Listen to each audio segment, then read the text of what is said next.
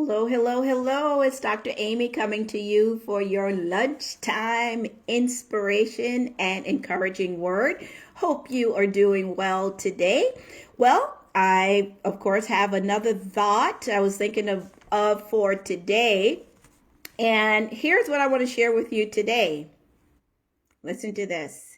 You can change your wiring in your brain, or you can change your thinking so that your past does not equal your future.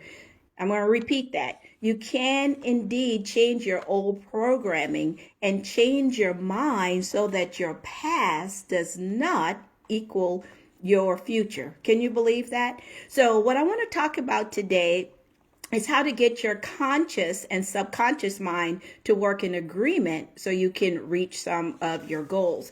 And this was inspired because I was working with a client and she told me, oh my gosh, I can't thank you enough for chapter 2 that you wrote in your book. So, sometimes I forget the things that I've written because I work with it so much, but I went back to read chapter 2 and I just went, oh, wow, there's a lot of valuable information there. So I think this is going to be a lengthier post today because I want to give you a little mini lesson on how you can change your programming and teach your subconscious mind to achieve the goals that you have. So keep this in mind. If you don't remember anything else from this post, keep this in mind, that the subconscious mind always magnifies what you impress upon it. So this is why it's so important that you plant seeds of positivity, prosperity, harmony, faith, gratitude, and positive self-talk. This is why it's so important to be positive and plant seeds of positivity into your mind. So I'm going to do an author's read today. And when I look back at this chapter, this is chapter 2 in my book. Chapter 4 in my book, getting the conscious and the subconscious mind to work in agreement. And as I look through this chapter, I just said, wow, Amy, the audacity of you to sit down and write 28 pages in one chapter. I really poured into this chapter to really share knowledge of how you can use your brain, your mind to actually reach the goals that you want. I really shared a lot of knowledge here. So chapter 4 in my book called Getting the Conscious and the Subconscious Mind to Work in Agreement. So as I said, I'm going to do an author's read here really quick. So listen up. Chapter 4 says, we are limited only by our own thoughts.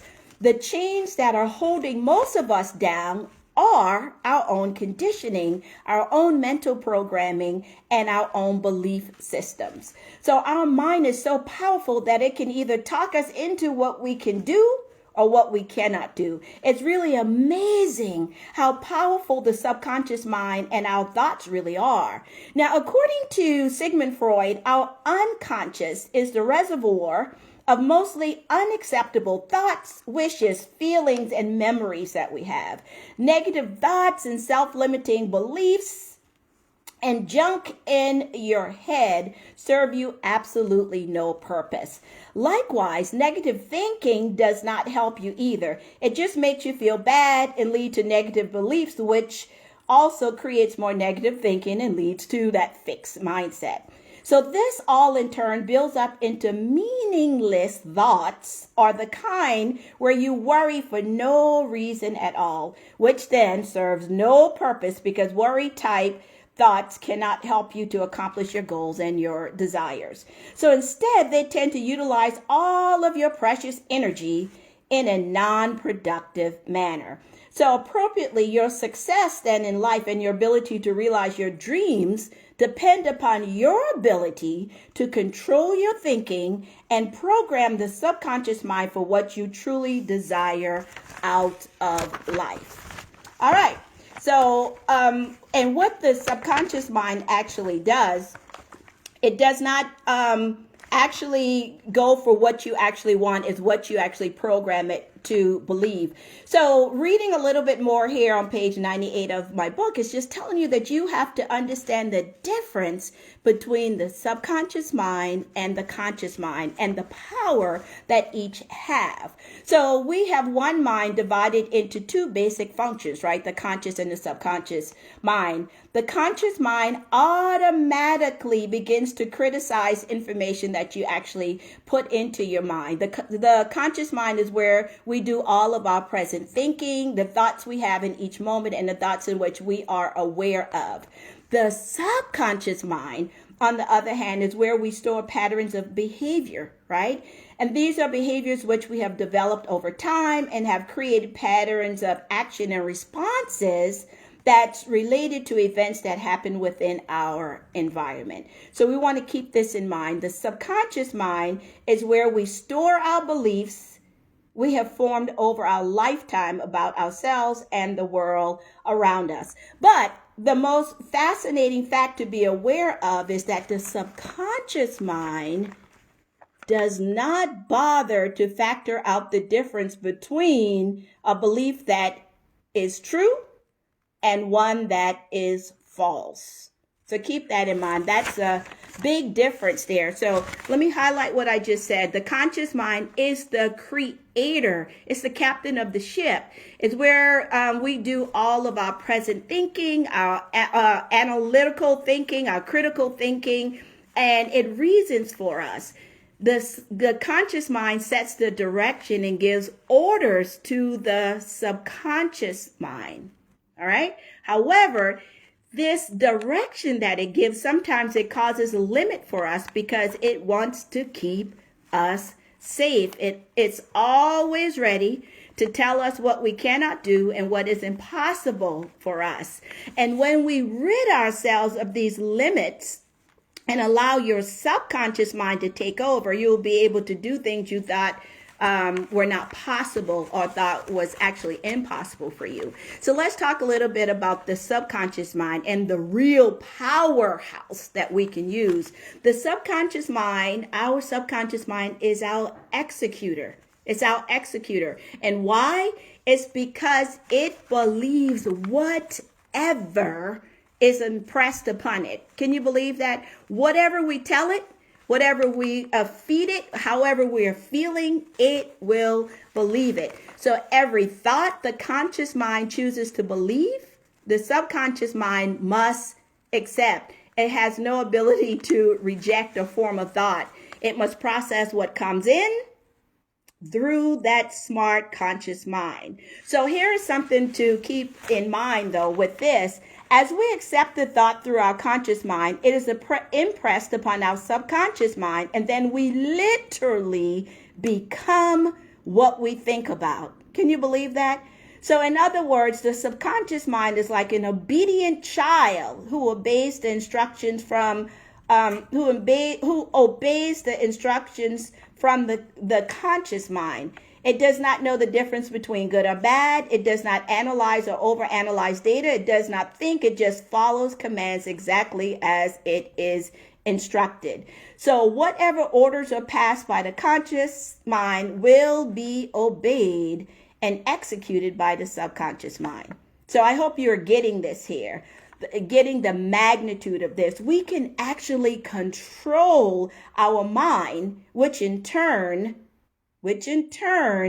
can give us the ability to dictate our future. Can you believe that? The subconscious mind is like a goal-seeking computer. It will seek whatever you feed it. So how then do we actually do this? Well, we do it by reprogramming our mind. So yes, you can get your conscious and subconscious mind to work in agreement through reprogramming it. So here are some of the things that you can do to reprogram your mind. We use visualization, right? Just imagining the things that you want. And the subconscious mind does not know the difference between real and imaginary. And this is why when we have dreams sometimes, right? If you have a bad dream, you wake up and your heart is pounding. You may be hot. The same thing is like experiencing that thing for real because the subconscious subconscious mind does not know the difference between real and fake, or real or imaginary. So this is probably where the term comes from, fake it until you make it, and then you're actually reprogramming your mind. So use visualization. You can use imagination. Imagination to the subconscious mind is the exact same thing as actually experiencing it. Right? So you're reprogramming your mind. Actually, you can use positive self-talk, right? Just keep telling yourself what you're going to do. Use repetition. Just keep telling yourself the same thing over and over and over again. And it gets embedded into your brain, into your mind. Now, one of the other techniques is called mental rehearsal. This is what most athletes use. So sports psychology, I have many friends and colleagues who are sports psychologists, and they help those athletes to use mental rehearsal. And mental rehearsal is doing that thing in your mind before it actually happens, seeing that ball going into that net, right? If you can see it happen in your mind, then when it's time for you to actually do it, the mind actually directs itself right back to that thing. So use mental rehearsal. Also, another one is perfect practice. That's used quite a bit in the sports industry. If you practice something and it's wrong, then when it's time for you to actually do it, you're going to do it wrong because you practiced it wrong. So what we do in psychology is help people to do perfect practice. Practice over and over the thing that you want to do. So the next one is affirmations, using I am statements, right? Telling yourself what you are even before you get there, right? Start telling yourself, and then you'll start moving into that direction. Then the next one is to repeatedly expose yourself to new thoughts, new images, new information, new habits, etc. Right? You need to learn to see the world anew. So I'm going to repeat these 8 things to do that you can do to reprogram your mind. Use visualization, use imagination, use positive self-talk, so you can expand your mind, repetition, use mental rehearsal, perfect practice, affirmations, and then repeatedly expose yourself to new thoughts, new information, new habits, etc. so you can see the world anew. All right. So in order to do this and induce a positive message into the subconscious mind, that old messaging must die. It must be removed. It must be replaced first. All right. Now, if this sounds like a lot, this is where I come in to help you to get this done, to get the subconscious mind and the conscious mind to work in agreement. You must align your conscious written goals with your new subconscious belief, right? And this is what I specialize in and help people to accomplish. I hope you garnered something from this post today. Remember, this was a read from my book, The Prescription to Reach Abundant Success, is chapter 4. I use these techniques since I learned about it a long time ago and really learned right in school how to help other people with this. And I'm telling you, you can utilize these skills too. Get your conscious and subconscious mind to work in agreement. Use some of these skills, some of these techniques that I've talked about. And you can't do any of this unless you have your written goals. And this is why I continue to say, write down those goals and ask you what those goals are. I'm still waiting from several of you to see what your goals are to finish out this year. And then hopefully I'll be working with more of you for 2023 to really catapult your life and catapult your thoughts and catapult your goals to the next level as you're going to be leveling up. I'm so excited, so excited. You have a wonderful day for the rest of your day, and I look forward to connecting with you. I'm Dr. Amy, and I help you to reset your mindset, develop your skill set, and reach all of those goals and desires and dreams that you still have locked up in your heart. Can't wait to see you again tomorrow. Bye-bye.